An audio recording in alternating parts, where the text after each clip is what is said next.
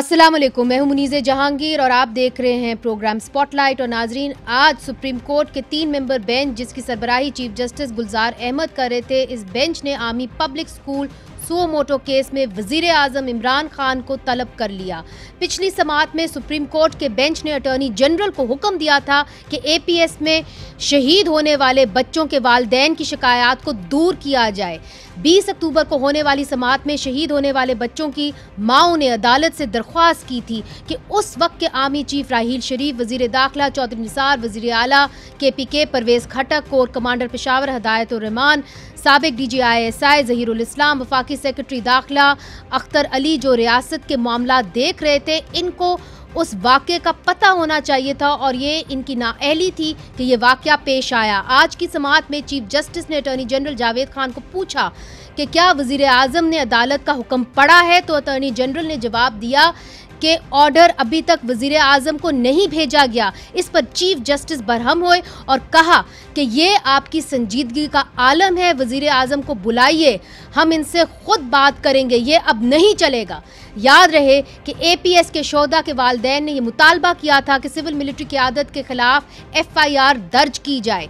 दिसंबर 2014 में APS के सानिए में 135 बच्चे जो थे वो शहीद हुए और आज जस्टिस अमीन ने अदालत में वज़ीर आज़म से पूछा कि मीडिया रिपोर्ट से ऐसा लग रहा है कि हम तहरीक तालिबान पाकिस्तान के खिलाफ कार्रवाई करने के बजाय इसको मुज़ाकरात की मेज़ पर ला रहे हैं, क्या हम एक बार फिर हथियार डालने लगे हैं? आला अदलिया के 3 मेंबर बेंच ने वज़ीर आज़म से सख्त सवालात किए, जिस पर वज़ीर आज़म ने कहा कि मुझे बात करने का मौका दिया जाए। चीफ जस्टिस गुलजार ने पूछा, आप इक़्तिदार में हैं, आपने क्या किया? आपने मुजरमों को मुज़ाकराती मेज़ पर बिठा दिया।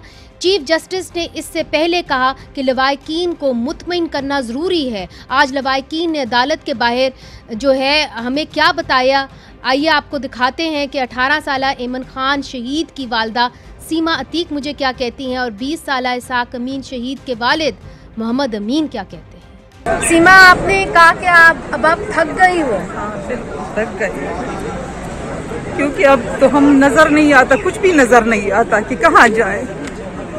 बस अल्लाह पाक इंसाफ दे दे अब, क्योंकि कब तक हम ऐसे रोते रहेंगे।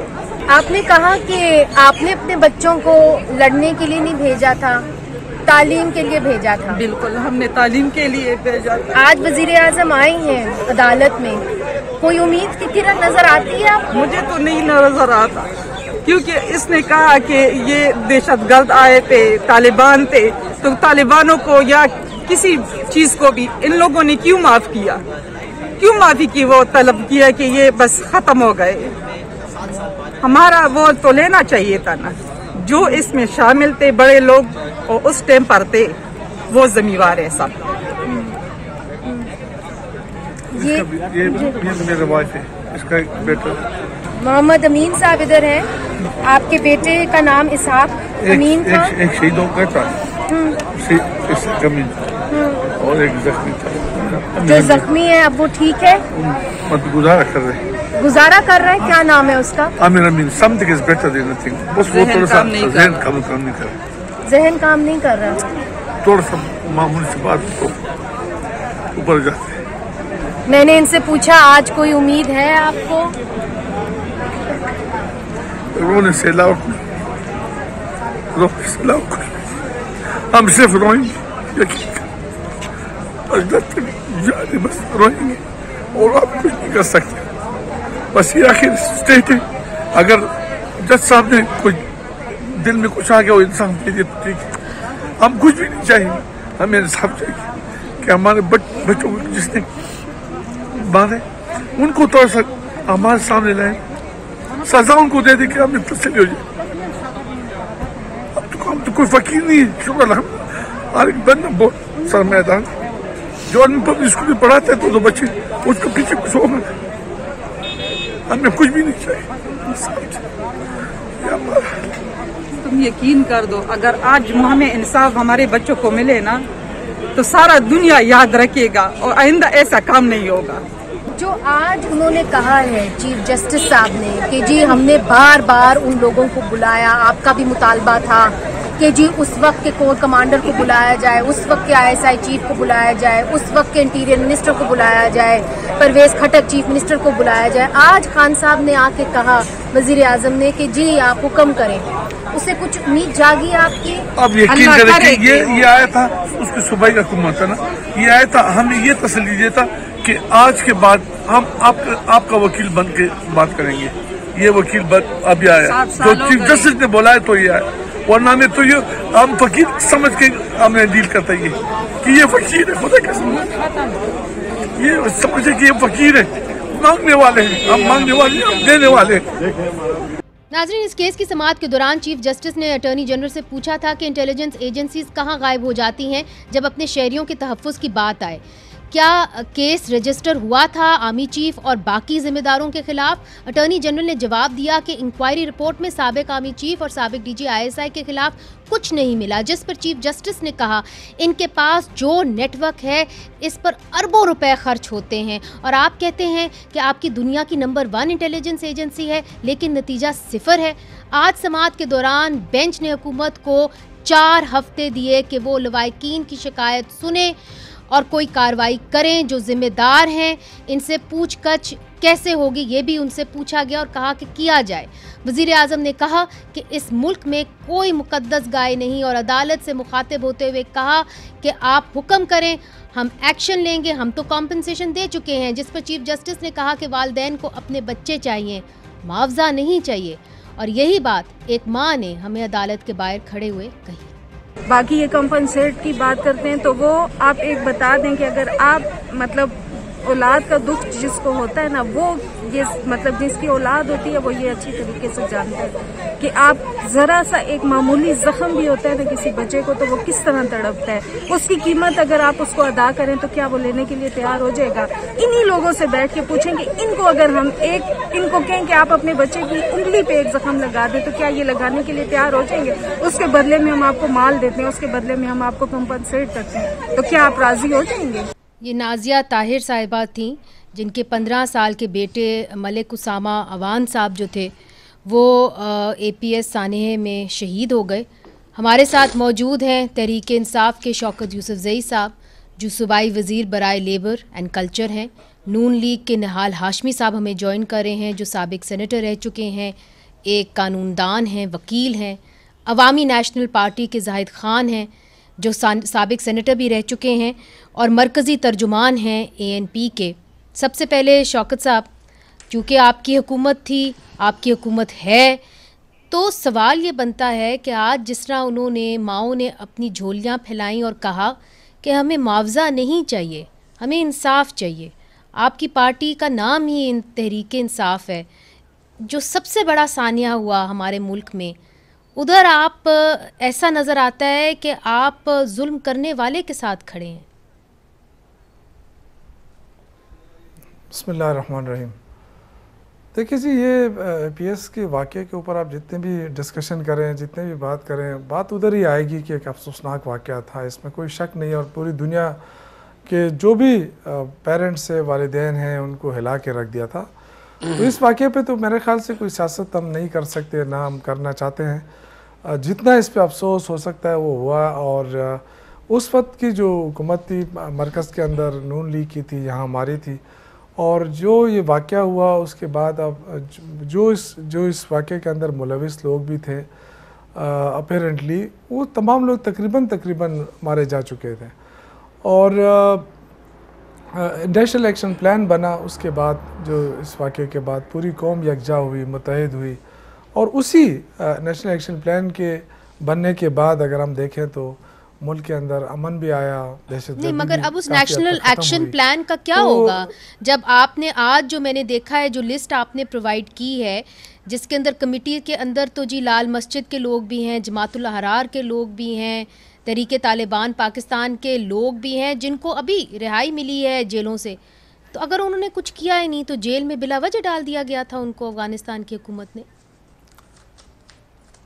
देखिए, अब आपको ये तो कानूनी चीज़ें, ये तो आपको वकील ही बता सकता है कि जी उनको गिरफ़्तार किया गया था, रिहाई मिली, अब ये तो कानूनी बातें हैं। अब लेकिन ये आप देखें कि आज प्राइम मिनिस्टर को बुलाया गया इस वाक़े के ऊपर, और उन्होंने बग़ैर किसी वक्त ज़ाय किए पेश भी हुए और ये कानून का एहतराम भी है और यही हम चाहते हैं कि कानून की बालादस्ती हो। बिल्कुल मैं आपके ठीक, एक और सवाल का जवाब दीजिए, चूंकि लोग आपको देख रहे हैं, लोग आपकी हुकूमत से उम्मीद लगाए हुए हैं कि इस मुआहदे की ज़रूरत कैसे पड़ी। पहले जो आपने मुआहदे किए इसलिए किए क्योंकि उस वक्त तारीके तालिबान पाकिस्तान हावी थे साबिक फाटा के इलाकों में, आप लोगों ने वहाँ पे दहशतगर्दी की जंग लड़ी, मगर अब तो बकौल आपके वो इलाके सफ़ा कर दिए गए हैं, वो सारे अफ़गानिस्तान में हैं। अब क्या ज़रूरत पड़ी कि आप इनके साथ अमन मुआहदे करते? देखिए अब तो ये फ्यूचर को भी देखना है हमने, और दूसरी बात यह कि ये कोई छोटे मोटे लेवल की बात तो है नहीं कि मैं आपसे कहूँ कि आगे क्या करना है। एक बड़े लेवल पे बहुत सारे इसमें लोग इसमें हैं बड़े बड़े, और ज़ाहिर है वो फैसला करते हैं मुल्क के मफाद के लिए करते हैं। हमारी एजेंसियां हैं, हमारे इंटेलिजेंस है, और ये सारे चीज़ें मिलकर कोई ये फ़र्द-ए-वाहिद का फ़ैसला तो हो नहीं सकता है। मुल्क के मफाद के लिए कुछ फ़ैसले होते हैं। अगर आप देखें तो हमारे जो है ना 10-15 साल 20 साल तकरीबन हो गए ये जो दहशतगर्दी से हम नवर्द आजमाए हैं। हमारे बहुत सारे यानी फौजी जवान, हमारे बच्चे, नहीं वो सबको मालूम है, वो सुन के काफी अरसे से हम यही बात सुन के अब हम थक गए। शौकत साहब नहीं, अब कुछ जवाब तो देने पड़ेंगे ना, ऐसा तो नहीं। जब आप कहते हैं कि जी इसके अंदर बड़े बड़े लोग शामिल थे, तो फिर बड़े बड़े लोग कौन थे? चले अब आगे बढ़ते हैं, मैं आऊंगी आपकी जानिब फिर से। जाहिद साहब, क्या ज़रूरत पड़ी इस मौके के ऊपर अमन मुआहदा करने की? क्या वहाँ पे तहरीके तालिबान पाकिस्तान का राज है साबिक फाटा के इलाकों में, इसलिए की हुकूमत ने ये मुआहदा? देखिए मुनज़्ज़र बीबी, हम हमारी ये मुल्क कह दे या कौम कह दे या ये बदकिस्मत कौम है हम लोग। इसकी वजह यही है कि अगर हम तहरीके तालिबान अफगानिस्तान को कहते कि जी उन्हें गुलामी की जंजीर तोड़ दी और अफगानिस्तान पे कब्जा किया, और फिर हम ये तो को रखी कि हमारे यहाँ अमन आएगा।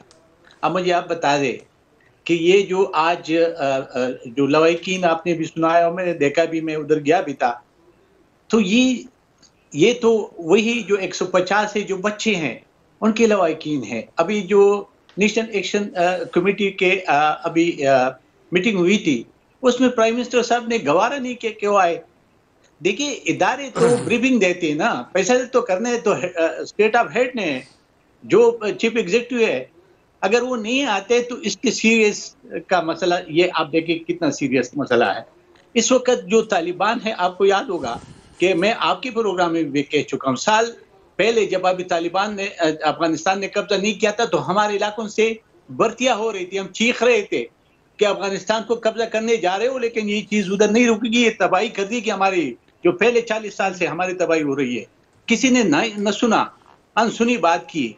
आप मुझे बता दें कि जो आप माहिदा कर रहे हो अब उन लोगों से कि जिसको आप खुद कहते हैं कि ये बेन तंजीम है, एक आपने पंजाब में भी किया था। आप मुझे बता दें कि नेशनल एक्शन प्लान की मेरे भाई बात कर रहे, नेशनल एक्शन प्लान पे क्या अमल हुआ? अगर वह अमल होता तो क्या उसके बाद TLP बनती? TLP कैसे बनी? क्यों हमने देखे जी, ये मकाफाती अमल है। अगर आप किसी के लिए कोई बुरा सोचेंगे तो आपके लिए भी कोई फूल नहीं सजाएगा। अब मुझे आप इस वक्त बता दें कि जिस वक्त आप बात करने जा रहे हो, तो आपको चाहिए थे कि पहले जो लोग हैं जिसके अभी 1000-1200 आपको पता है हमारे लोग शहीद हुए, और बदकिस्मती ये देखे कि 2012 में जब बशीर बिलोर अल्लाह बख्श शहीद हुए, तो हमने एक ऑल पार्टी कॉन्फ्रेंस बुलाई इस्लामाबाद में, सरीना होटल में। एक वाहिद पार्टी थी PTI के इमरान खान ने कहा कि हम नहीं आते हैं क्योंकि मेरे जो हम शफकत महमूद उनके परमिशन सीखते हैं, तो उससे एक हफ्ता में मुसलसल राबिता करता रहा। तो आप मुझे बताए, कहते कि इसने बोया ये काटे। आज जो कुछ हो रहा है, अगर आपने ये दस्तखत करवा दी तो फिर वो तो भी कहेंगे कि जी अगर वो सही थे, जो तालिबान अफगानिस्तान पे काबिज हो गए, तो फिर हमारा भी हक है। अभी आप मुझे बता दें उनका जवाब बनेगा। ठीक है, I get your point Zahid साहब, आई गेट योर पॉइंट। मैं आऊंगी फिर से आपकी जानिब आऊंगी। एक निहाल साहब को भी शामिल कर लेते हैं इस डिबेट के अंदर क्योंकि वो वकील हैं। निहाल साहब, आज फवाद चौधरी साहब वो भी वकील हैं, इंफॉर्मेशन मिनिस्टर हैं, उन्होंने कहा कि देखिए जो लोग दहशतगर्द नहीं हैं, जिन्होंने असला नहीं उठाया, जिन्होंने कत्ल नहीं किए, उनको हम छोड़ देंगे, मगर जिन्होंने किया है उनके साथ हम स्टर्नली डील करेंगे, ये लफ्ज़ उन्होंने इस्तेमाल किया। अब सवाल ये है कि क्या ये कमेटी जिसके अंदर जमातुल अहरार, लाल मस्जिद, तहरीक तालिबान पाकिस्तान के लोग हैं, क्या ये फैसला करेंगे कि दहशतगर्द कौन है कौन नहीं है, या किसी ये अदालती अमल से गुजरेगा? ये कौन फैसला करेगा? बिस्मिल्लाहिर्रहमानिर्रहीम। मोहम्मद नवाज शरीफ के लिए कानून और है, इमरान खान के लिए कानून और है। मैं बहसियत तालिब इल्म ये समझता हूँ कि आईन पाकिस्तान के आर्टिकल 25 उसके साथ खिलवाड़ किया गया है, खिलवाड़ हो रहा है, मजाक किया जा रहा है। उसमें यह कहा जाता है कि every citizen having the equal right, we are as equal as XYZ। यहां पे एक कानून नहीं है, कई कानून है। आम आदमी के लिए एक कानून है, कॉमनर्स के लिए, जजेस, जर्नल्स, ब्यूरोक्रेट्स, बड़े लीडरान्स के लिए कोई और कानून है। जब तक एक कानून नहीं होगा पाकिस्तान के मसाइल हल नहीं होंगे। कता कलामी माफ निहाल साहब, जरा सी बात सुन लीजिए। 2014 में ये वाकया पेश आया, उसके अंदर वफाक के अंदर आपकी हुकूमत थी। आज भी वो माएँ कहती हैं हमें FIR दर्ज करने की इजाज़त नहीं दी गई। आज भी वो कहती हैं कि उस वक्त की जो अस्करी क़यादत है और उस वक्त की जो सियासी क़यादत है जिसके अंदर आपके इंटीरियर मिनिस्टर शामिल हैं, उनको लाएं, उनसे पूछें कि कैसे हमारे बच्चे मारे गए। क्या इसके अंदर सिर्फ PTI का कसूर है? क्या आपकी हुकूमत को कटहरे में खड़ा नहीं किया आज लवाहिकीन के माँ बाप ने? देखें मुनीज़े, उस वक्त जब ये वाक़या हुआ तो यकीनन हमारी हुकूमत थी और मोहम्मद नवाज शरीफ साहब ने एक जिम्मेदार वज़ीर आज़म और एक दर्दमंद दिल रखने वाले शख्स के तौर पे वहाँ पहुँचे। APS में एक ऑल पार्टी कॉन्फ्रेंस की जिसमें आज के वज़ीर आज़म को बुलाया गया, अपने साथ बैठाया गया और वहाँ से एक नेशनल एक्शन प्लान बनता है। FIR दर्ज करने की जो वहाँ पे वज़ीर आला साहब भी मौजूद थे। FIR दर्ज करने की जो जिम्मेदारी होती है वो होती है सूबाई हुकूमत पे। एज ए कानून के तालिब इल्म मैं आपसे ये अर्ज़ करना चाहता हूँ, क्योंकि पुलिस जो 18वीं तरमीम के बाद ये प्रोविंशियल सब्जेक्ट है, FIA ज़रूर हमारे पास है, FIA का काम नहीं होता ये दर्ज करना। दूसरे तरफ शौकत भाई ने बड़ी अच्छी बात की कि नेशनल एक्शन प्लान बना। हमने नेशनल एक्शन प्लान बनाया और उस पर अमल दरामद किया। क्या वो नेशनल एक्शन प्लान पे हमारे बाद अमल दरामद हुआ? नहीं हुआ। कहाँ आज है एहसानुल्लाह एहसान, कहाँ बैठा है? मैं ये पूछना चाहता हूँ, वो गिरफ्तार हुआ, फिर आज एहसानुल्लाह एहसान कहाँ बैठा है? क्या उसे नवाज शरीफ ने छोड़ा था? और मैं समझता हूँ कि इनसे पूछ लेते हैं। मैं एक मिनट पूछना चाहिए। एक मिनट लेट मी फिनिश। जी। मैं कानूनी इदारों से भी पूछना चाहता हूँ कि पैनामा में नवाज शरीफ का नाम नहीं होता, अकामा में निकाल देते हैं, पेंडोरा में तो आप किसी को नहीं पूछते। और देखिए, अगर फिर मैं कह रहा हूं कि ना कोई जज, ना कोई वजीर आजम, ना कोई सदर, ना आर्मी चीफ, ना ISI चीफ, कोई भी ह्यूमन डिग्निटी से बड़ा नहीं है और हमारे आइन से बड़ा नहीं है। और अगर इस मुल्क में कोई आइन से बड़ा नहीं है तो फिर FIR कटनी चाहिए हर किसी के खिलाफ। इधर एक छोटा सा वक्फा लेते हैं, वक्फे के बाद फिर हाजिर होते हैं।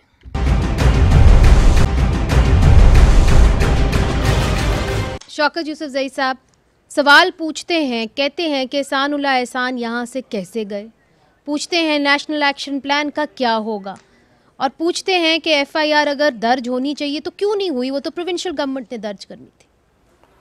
देखिए, पहली बात तो यह है कि जो हमारे 3 साल हैं, ये मेरे ख्याल से 20 साल अगर आप देखें जिस मुल्क में दहशतगर्दी गुजरी है, 3 साल जो हमारे रहे हैं ये सबसे बेहतरीन साल रहे हैं अगर इस अमन के हवाले से आप देखें।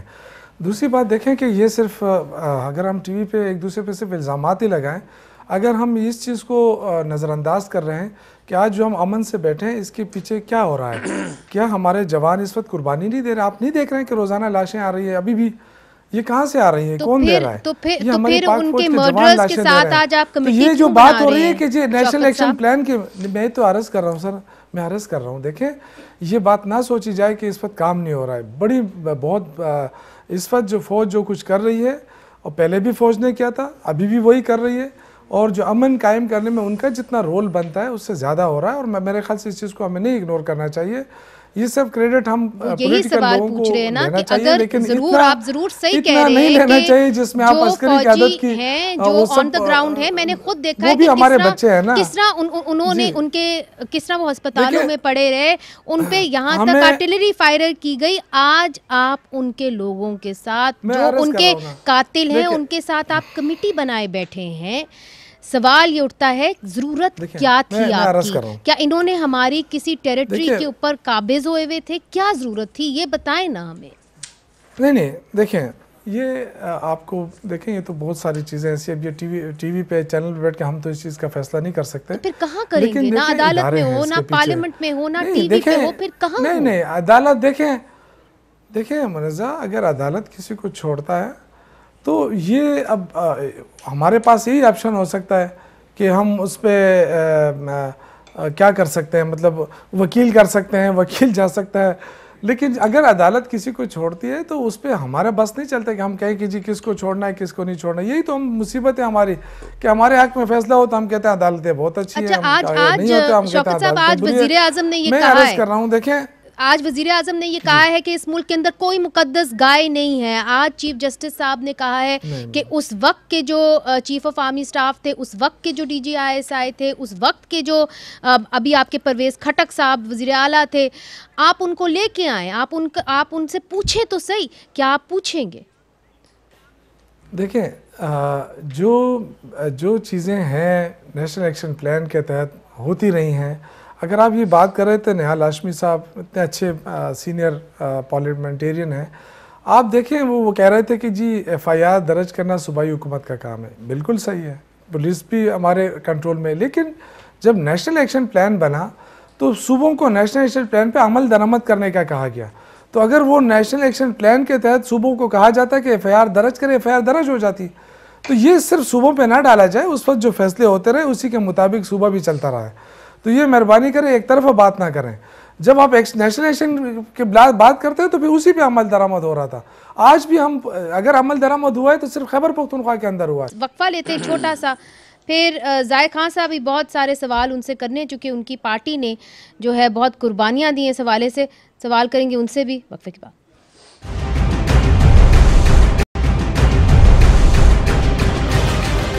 वेलकम बैक नाजरीन। आज सुप्रीम कोर्ट ने वज़ीर आज़म को तलब किया, जहां पे वज़ीर आज़म ने कहा कि पाकिस्तान के अंदर कोई मुकद्दस गाय नहीं है और जहां तक APS शोहदा की बात है तो सभी को कटहरे में लाया जाएगा। शौकत यूसुफजई साहब, मैंने आपको ब्रेक से पहले भी ये पूछा कि मुकद्दस गाय से कोई पूछताछ होगी क्या? कॉम्पेंसेशन से हट के जो लोग इससे रिस्पॉन्सिबल हैं और FIR वो कहते हैं दर्ज करें, जो माँ बाप हैं शोहदा के, कि उन मिलिट्री और सिविलियन लीडरशिप के ऊपर जो उस वक्त वहाँ पे थे, क्या उनके खिलाफ FIR दर्ज होगी?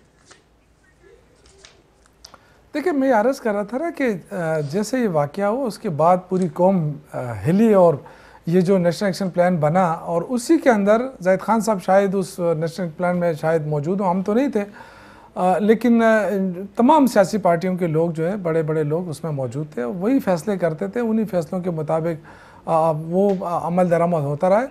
अगर उस वक्त ये फैसला हो जाता कि जी जितने हमारे वज़ीर दाखिला थे, वज़ीर आज़म थे या ऑफिशियल जो भी थे, उनके ख़िलाफ़ कोई कार्रवाई होनी चाहिए, इंक्वायरी होनी चाहिए, तो बिल्कुल उस वक्त भी फैसला हो जाता।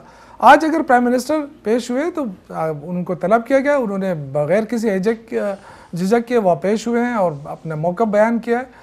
और हम तो पहले भी हमारा हमदर्दियाँ हमारी सिर्फ नहीं, मेरे पूरी कौम की हमदर्दियाँ APS के शोहदा के साथ उसके बारे में करेंगे क्या सर? हमदर्दी तो हमारी भी है, मगर हम कुछ कर नहीं सकते चूंकि हम हुकूमत में नहीं है। आप तो हुकूमत में है ना, आप क्या करेंगे? नहीं, देखें ये तो अभी प्राइम मिनिस्टर साहब आज पेश हुए हैं, उनसे जो सवालात पूछे गए उन्होंने उसका जवाब दिया। डेफिनेटली देखें इस पे मुशावरत जरूर होगी और इंशाल्लाह ताला देखें इनको इंसाफ मिलना चाहिए। अच्छा, लाजिम है कि हम भी देखेंगे। आज अवाम कहती हुई नजर आ रही है। जाहिद साहब, अब सवाल आपसे ये है कि हम क्या समझें, राह निजात ये जितने भी ऑपरेशन हुए ये सही थे या आज के अमन मुआहदे सही है? देखिए मुनज़्ज़र बीवी, सबसे बदकिस्मती हमारी है कि हमने खुद लश्करे बनाए थे और वो लश्करे हमारे गले पड़ गए। हमें उस वक़्त आपने बात की ना कि किस चीज का माहिदा हो रहा है। शौकत भाई के बजाय अगर फवाद चौधरी को बुलाते ज्यादा बेहतर, क्योंकि फेडरल में बैठा हुआ है। आप मुझे बता दें कि जो आप माहिदा कर रहे हैं उसमें आप ये लिख रहे हैं कि जो लोग आपके जेलों में हम उसको रिहा करेंगे, तो वो कौन सा अदालत उसको रिहा कर रहा है? अदालत तो उसको नहीं रिहा कर रहा है ना। अगर उस पर केसेस है तो उसको अदालतों में पेश करना चाहिए। आप उसको क्यों माहिदा कर रहे हो? इसका ये मतलब है कि आप कमजोर पड़ गए हो। और अभी जो नेशनल एक्शन कमेटी का जो इजलास था उसमें हैदर साहब जो हमारे पार्टी का सीनियर वाइस प्रेसिडेंट भी है और पार्लियामानी लीडर भी है, उसने यही नुक्ता रखा कि जनाब अगर बातचीत करने मुज़ाकरात की मुखालिफत तो नहीं करते हैं, लेकिन आप ऑन बोर्ड वो सब लोगों के लिए मैं अपने पार्टी में भी जाऊंगा। उसने ये कहा मैं अपने पार्टी में भी जाऊंगा। जो मेरे 1200 लोग शहीद हुए, मैं उनके लवाहिकीन को क्या जवाब दूंगा? जितने भी लोग शहीद हुए, अगर आप उसको ऑन बोर्ड नहीं लेंगे और आप एक ऐसा माहिदा करेंगे तो उसका रिजल्ट अच्छा नहीं निकलेगा, वो और तबाही बर्बादी हो जाएगी। ये हम कहना चाहते हैं। आप मेरा बारी करें, ऐसा कुछ न करे कि जिससे और तबाही की तरफ हम चले जाए। हम पहले भी चीखते रहे और नेशनल एक्शन प्लान की बात हो रही है, फिर मैं उस पर एक बात करना चाहता हूँ। नेशनल एक्शन प्लान पे बिल्कुल अमल ही नहीं हुआ, किसी ने भी नहीं किया।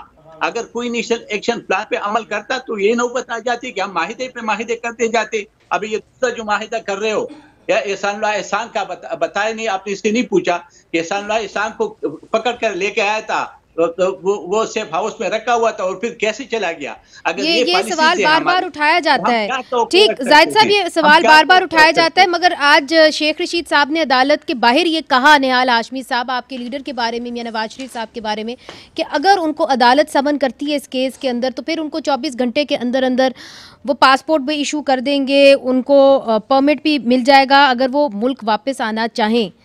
इस पर आप क्या कहेंगे? ये जो 7 लोग शहीद हुए पुलिस वाले, ये इनके गर्दन पे आती है जिम्मेदारी, क्योंकि ये कह रहे थे कि मुआहदा हो गया अब नहीं होगा और ये अब हो रहा है और ये हो रहा है। तो इन 7 जो लोग थे, ये जो बच्चे यतीम हुए, ये जो हमारी बहनें बेवा हो गई, तो और ये जो माँ बाप जिसके जवान बच्चे चले गए, इसकी जिम्मेदार शेख रशीद है। अपना काम करते नहीं है, कभी सुप्रीम कोर्ट के वो जोकर बनकर के सामने आ गए, कभी गेट नंबर 4 पे आके खड़े हो जाते हैं। मैं उम्मीद रखता हूं कि सुप्रीम कोर्ट भी और जीएचक्यू के भी जो जिम्मेदारान है वो शेख रशीद के बारे में एक बड़ा क्लियर कट फैसला करेंगे, या उनको बुला के बताएंगे कि हमने आपको अपना पीआरओ अपॉइंट नहीं किया। और जहां तक रह गया तो नवाज शरीफ का, तो नवाज शरीफ साहब पाकिस्तान के वो वजीर आज़म हैं जो पाकिस्तान के बच्चों के दर्द को अपना दर्द समझते हैं, इसीलिए उन्होंने नेशनल एक्शन प्लान किया था। नहीं, बुरा ना मनाइएगा निहाल हाशमी साहब, ये वाकया तब हुआ जब आपकी पार्टी वफाक के अंदर थी, और आज मैं उन माओं की सवाल आप तक पहुंचाती हूँ जो ये पूछती हैं कि क्या आपने सिर्फ एक कमीशन बना के आपने अपने हाथ धो लिए? इतने बच्चे वहाँ पे जो हैं इतनी बड़ी तादाद में शहीद हो गए, क्या उस वक्त के वज़ीर आज़म की ये जिम्मेदारी नहीं थी कि क्या वो अपने इंटीरियर मिनिस्टर से ही बुला के कोई जांच पड़ताल करते, या कि एक बड़ी कमीशन बनाते, या कि एक बड़ी जेआईटी बनाते? एक ही जज के ऊपर मबनी आपने एक कमीशन बना दी और बस। नहीं, हमने ये नहीं कह रहे हम कि हमने एहसन किया, 100% ठीक किया, मगर उन हालात को आप देखें जिस जमाने में एपीएस हुआ, मुल्क के चारों तरफ कोने कोने में दहशतगर्दी का एक तूफान बरपा था। जाहिर साहब ज्यादा बताएंगे बेहतर, केपी में भी तूफान बरका था। इवन इस्लामाबाद में धरना जारी था, इस्लामाबाद को मफलूज कर दिया गया था। और देखिए, हमने जो उस जमाने में लॉ एंड ऑर्डर को मेंटेन करने वाले लोग हैं उनको हमने बुला के ये बात बड़ा वादे किया प्राइम मिनिस्टर ने, और तभी तो नवाज शरीफ को कीमत अदा करना पड़ी जब उन्होंने कहा कि हमारे घर को हाउस इन ऑर्डर करना है। हाउस इन ऑर्डर के माने ये है कि हमने सही फैसले करने हैं। किसी जैश को, किसी लश्कर को हमने ये कहा कि पाकिस्तान के मुसल्लह अफवाज के अलावा, पाकिस्तान के पुलिस के अलावा कोई लश्कर नहीं होना चाहिए। शौकत यूसुफजई साहब, देखिए ये सवाल आपसे बार बार किया जाएगा, चाहे आप इस तरफ जाएं उस तरफ जाएं, ये तो आपसे किया जाएगा कि एहसान कैसे चले गए इस मुल्क? बिल्कुल आप पूछें, मैं देखें, मैं तो अदालत नहीं बन सकता ना कि मैं कहूँ अदालत से पूछूं कि आपने क्यों रहा किया।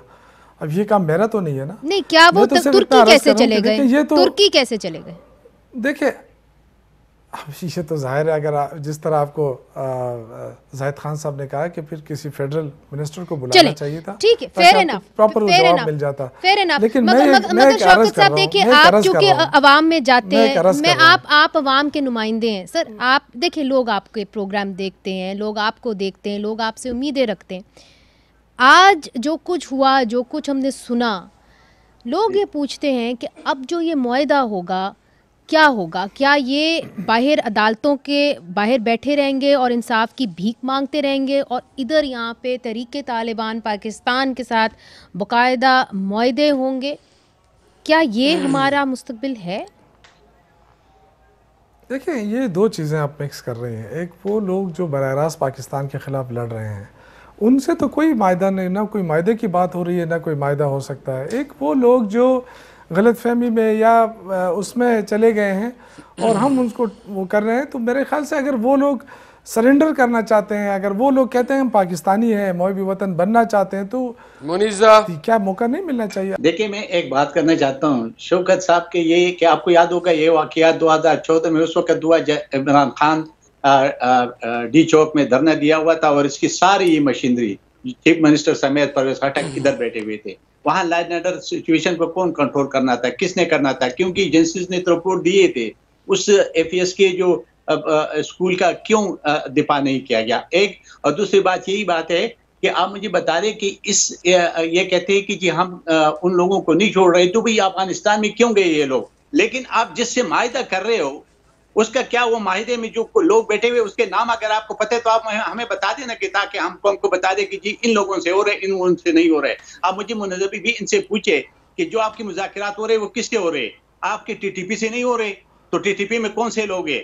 क्या टीटीपी के हेड जो है वो इन सारे जराइम में इन्वॉल्व नहीं थे? ये एहसान जब खुद उसने कहा था कि ये एफएस का वाकया हम लोगों ने कर दिया, हर एक चीज बशीर बिलौर का जब अल्लाह बख्शे से शहीद हुए, उसका मियां इफ्तिखार हुसैन के बेटे का, जितने भी लोग हैं इन हर एक का इन लोगों ने एक्सेप्ट किया है। वो कोई फरिश्ते तो नहीं थे ना, तो यही लोग थे जो ये हमें बता दे कि जो अभी टीटीपी में जिसकी हेड से जिनसे बात ये कर रहे उनके नाम क्या है? जी, इनसे पूछ लेते हैं। कंक्लूडिंग रिमार्क्स में जरूर पूछेंगे। निहाल साहब, आप अपनी बात करें, कंक्लूडिंग रिमार्क्स। बिल्कुल जी मुनीज़े, मेरा कंक्लूडिंग रिमार्क से दो बड़ी बुनियादी बात करना चाहता हूँ। मॉडल टाउन सानेह पे एफआईआर कटी, वजीर आला ने कटवाई, मुकदमा चला, ट्राइब्यूनल बने, लोगों को सजा हुआ, केस चला, प्रोसीड हुई। अब रह गया जो बहुत बुनियादी बात है, जाहिद भाई और शौकत भाई भी इससे इत्तफाक करेंगे।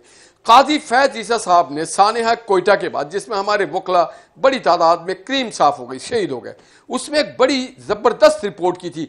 क्या जुडिशियल इंक्वायरीज इसलिए हुआ करती है कि आप उसको फाइल में बंद कर दें? हमीदुर रहमान कमीशन से लेके काजी फैज ईसा की उस इंक्वायरी तक, अगर उस पर अमल दरामद हुआ होता ना, काजी फैज ईसा ने जो कोयटा पे लिखा था इंक्वायरी कमीशन पे, तो आज ये साने हाथ ना हुए होते। हमारे सुन ले, आज इस बात का अयाता करना चाहिए कि हम जो रिपोर्ट्स आए वो 3 महीने में पब्लिश करें और उस पर अमल दरामद हो। ठीक है, कंक्लूडिंग रिमार्क्स शौकत साहब, बिल्कुल कंक्लूडिंग रिमार्क्स इतने दे दीजिए। मुनज़्ज़ा अगर ये एपीएस की बात ये करते हैं ना, अगर उस वक्त के प्राइम मिनिस्टर बोल्ड फैसला कर लेते या उस वक्त के वजीर दाखिला कर लेते, तो आज ये हमें डिस्कशन करने की जरूरत ही ना पड़ती। अब ये अपनी नाकामी इमरान खान के ऊपर डाली जा रही है। उस वक्त तो वही थे जो निकले, इमरान खान की हुकूमत थी मेरे भाई, वजीर आला इमरान खान का था और धरना देके इमरान खान बैठे हुए थे और डी चौक को इमरान खान ने ब्लॉक किया हुआ था। सिविल नाफरमानी की तहरीक इमरान खान चला रहे थे और तालिबान का दफ्तर इमरान खान खुलवा रहे थे। रिस्पेक्टफुली आप सबसे इजाजत लेती हूँ। शौकत यूसुफ ज़ई साहब, निहाल हाशमी साहब, जाहिद खान साहब, आप सबका बहुत बहुत शुक्रिया। मगर नाजरीन, सवाल आज यही है, वही माँ पूछती है कि मैं मरते दम तक तुम्हारे लिए इंसाफ के लिए खड़ी हूँ, अदालत के बाहर खड़ी हूँ, और अगर रियासत ही मुंह मोड़ ले तो फिर वो कहाँ जाए? मुनीज़े जहांगीर को इजाज़त दीजिए। खुदा हाफिज़।